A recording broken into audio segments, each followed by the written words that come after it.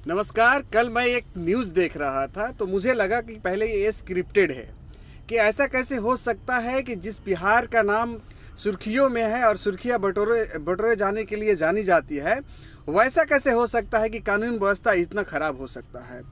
लेकिन जब उसको मैं तहकीकात किया तो पता चला कि सारे के सारे फर्जी निकले।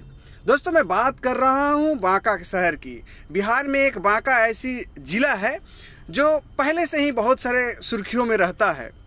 दोस्तों, कुछ घटना ऐसा कि थाना है, बांका शहर थाना है, उससे 500 मीटर दूरी पे एक फर्जी थाना चल रहा था जिसमें एक कांस्टेबल तैनात थी जिसके पास पिस्टल के जगह कांटा दिया गया था।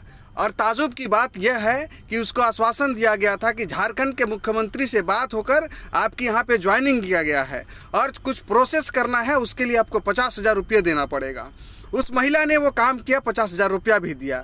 लेकिन ताजुब जब उसको हुआ कि जब 500 रुपया प्रतिदिन उसको दिया जा रहा था तो उसने प्रश्न किया कि साहब मुझे 500 रुपया किस लिए दिया जा रहा है, तो बोला आपका ये बोनस है। उसने भी वो सरप्राइज हो गया।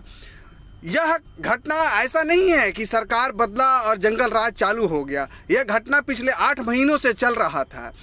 गनीमत तो यह समझिए कि दारू चेक करते करते वहाँ के थानेदार शंभू यादव जी का नज़र एक लेडी कांस्टेबल पे गया। उनको शक हुआ कि एक कांस्टेबल, महिला कांस्टेबल, एक पुरुष कांस्टेबल ऐसे कैसे संदिग्ध अवस्था में दिखे। उनका ड्रेसअप सेंस उनको समझ नहीं आया कि ये तो कहीं से बिहार पुलिस का नौजवान नहीं लग रहा है, बिहार पुलिस का कांस्टेबल नहीं है।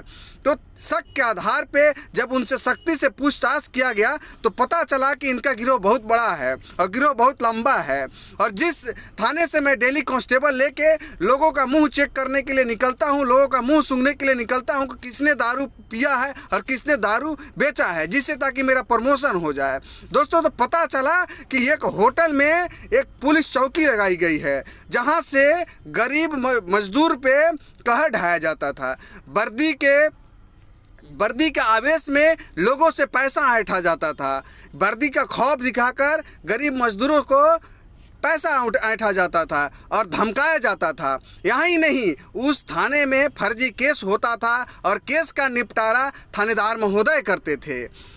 दोस्तों, एक वहाँ के बहुत ही प्रसिद्ध कलाकार है जिसका नाम है खेसारी लाल यादव। उसने एक गाना गाया था, असही ना लइका बरांड होला, बिहार का लइका बरांड होला। तो इस गाने से ताज्जुब मैं इस बात से लेना चाहता हूँ कि ये बरांड गाना में ही नहीं दिया था, यहाँ पे तो पुलिस चौकी पूरा का पूरा थाना ही बरांड निकला, वो भी फर्जी बरांड निकला। सुशासन बाबू हमेशा से यह कहते रहते हैं कि मेरे राज्य में एक भी फर्जी काम नहीं होता है। लेकिन माननीय महोदय एसपी साहब, डीएम साहब, आपसे मेरा दरख्वास्त है कि इस तरह से घटना होते रहे तो फिर कानून व्यवस्था कहाँ तक जाएगा। और डीजीपी महोदय, मुझे लगता है गुप्तेश्वर पांडे जी ने इस्तीफा दिया है। गुप्तेश्वर पांडे जी, जिस तरह से आप प्रवचन दे रहे हो, 2-4 ऐसी तो अपना शाखाएं ओपन कर दो जहां थाने के बजाय फरियादी आपके डायरेक्ट आपके अदालत में जाए और आप वहां फरियाद सुने और उस तरह से फर्जी कांस्टेबल भेजे ताकि आपका कांस्टेबल जाके वहां पे कुछ ना कुछ पैसा लाए और आपका ट्रस्ट चलता रहे। दोस्तों, मैं किसी को नहीं भड़का रहा हूं और किसी के भावनाओं को आहत नहीं कर रहा हूं, लेकिन कुछ इस तरह से ही बिहार में कानून व्यवस्था कायम है। ऐसा नहीं है कि 2 दिन के बाद सरकार बदल गई है तो चल रहा है। 8 महीनों से गोरख धंधा चल रहा था और किसी का नज़र नहीं पड़ रहा था।